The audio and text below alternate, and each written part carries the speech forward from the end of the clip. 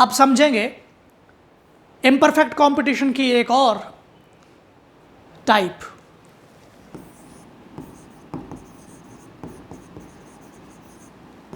Oligopoly. Oligopoly एक ऐसी market है जिसमें same large number of buyers होंगे,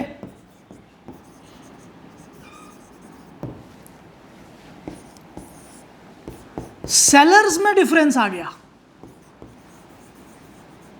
फ्यू सेलर्स। अब हमारी अंडरस्टैंडिंग के मुताबिक फ्यू सेलर्स हुए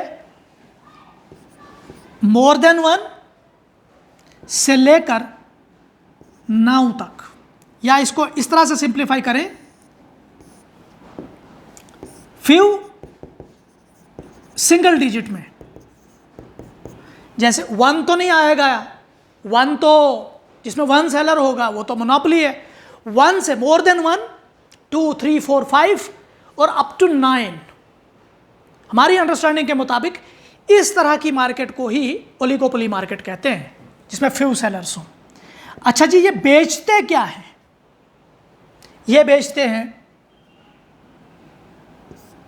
ऐसा प्रोडक्ट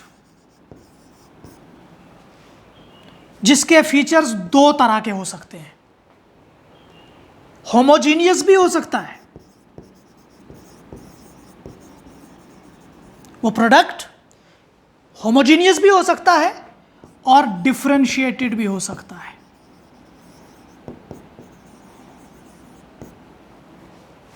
कैसे?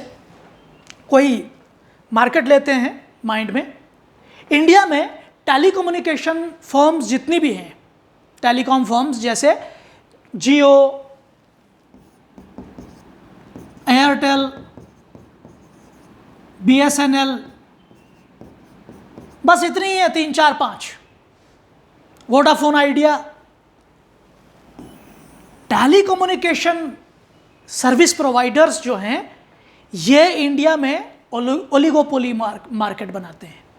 इनकी ओलिगोपोली टाइप ऑफ मार्केट है, क्योंकि ये थोड़े से ही सेलर्स हैं और इनके यहाँ जो प्रोडक्ट्स हैं, इनका प्रोडक्ट सर्विस फॉर्म में होता है,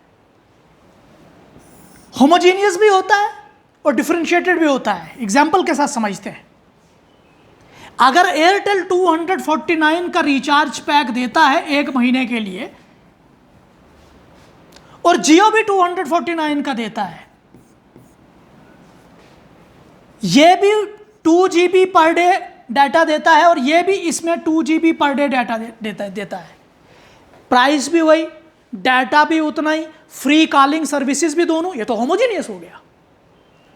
लेकिन कभी कभी ऐसा भी हो जाता है कि आपको एक कंपनी, इनमें से कोई एक कंपनी 349 का पैक दे रही है 28 डेज के लिए और दूसरी कंपनी 348 का दे रही है।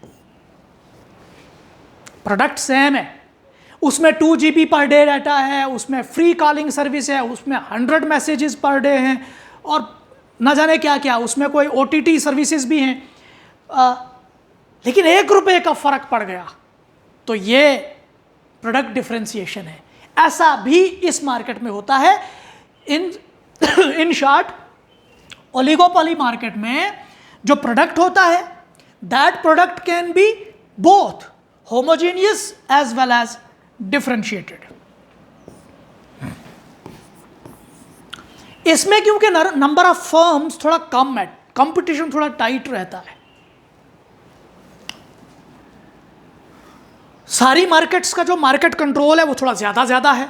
अब अगर 4 ही फर्में हैं, सबको बराबर का भी आप मार्केट का शेयर दे देते हैं, तो सबका मार्केट शेयर जो है 25% बनता है, तो ये बहुत बड़ा होता है।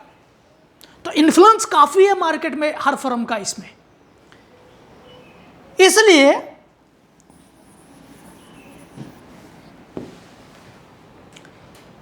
इनके जो डिसीजंस होते हैं ना, वो इंडिविजुअल नहीं होते हैं, इंडिपेंडेंट डिसीजंस नहीं होते हैं।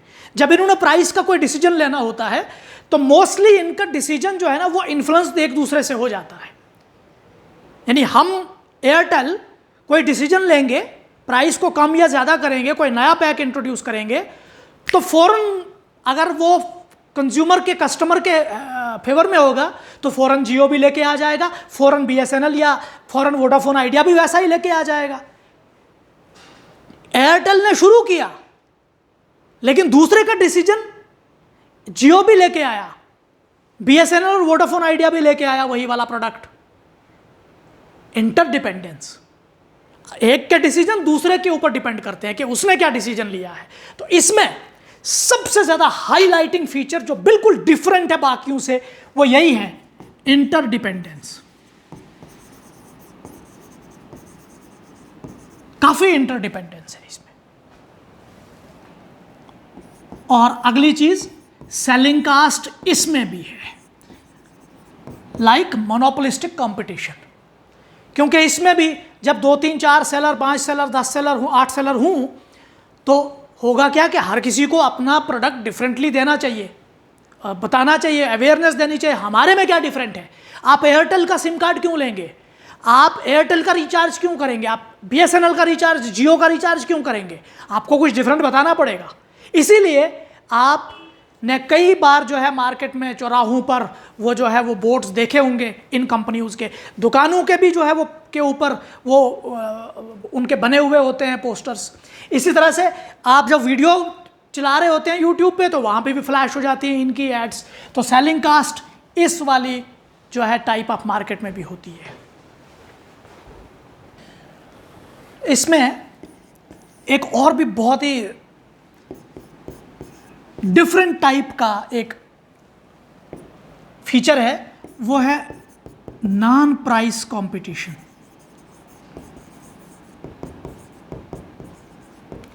प्राइस कंपटीशन से ज्यादा यहां नॉन प्राइस कंपटीशन होता है इन फॉर्म्स के बीच में, यानी प्राइस के अलावा अलग तरीके का कंपटीशन है, प्राइस के अलावा कॉम्पीट करेंगे। जैसे आपको जो प्रोडक्ट दिया इन्होंने, उसमें आपको फीचर्स क्या क्या दे रहे हैं, उसमें आपको सर्विस क्या क्या दे रहे हैं। फॉर एग्जाम्पल, एयरटेल ने जब 349 का रिचार्ज करवाया आपसे,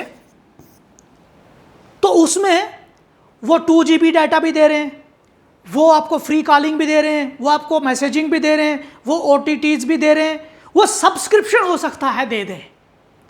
और दूसरी वाली कंपनी चाहे जो भी हो, दूसरी कंपनी भी आपको दे रही है, सेम 349 में रिचार्ज हो रहा है, सब कुछ बाकी सेम, एक जगह वो कंपीट करेंगे।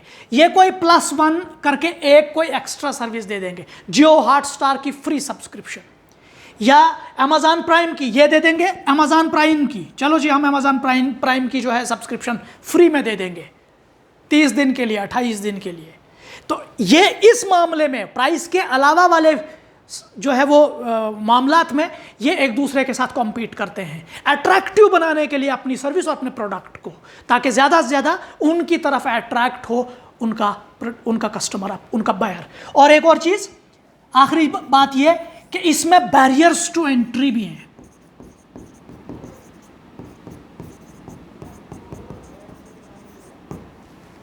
कुछ लीगल बैरियर्स हैं, कुछ जो है वो स्टार्टअप बैरियर्स हैं। जैसे कि आपको आना है मार्केट में तो आपको सीधे जियो के साथ कॉम्पीट करना है, जो पैन इंडिया इस वक्त सर्विस दे रहा है। आपको एयरटेल जैसे बड़ी कंपनी के साथ जो है कॉम्पीट करना है। अब आप जब स्टार्टअप आएंगे तो इतनी बड़ी मार्केट बनाते बनाते आपको ना बहुत मुश्किलात आएंगी।